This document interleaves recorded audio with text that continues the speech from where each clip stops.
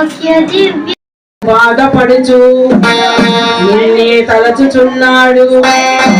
ఇప్పుడొక సత్యము చెబుతాను వినుడి.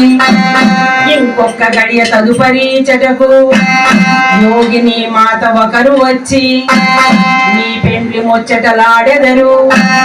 అరమరలేక సరియే అనుడి, అంతా శుభమే జరుగునే తల్లి మీకు. మీ పెండ్లి జరిగిన సంతోషములో నన్ను పిలిచి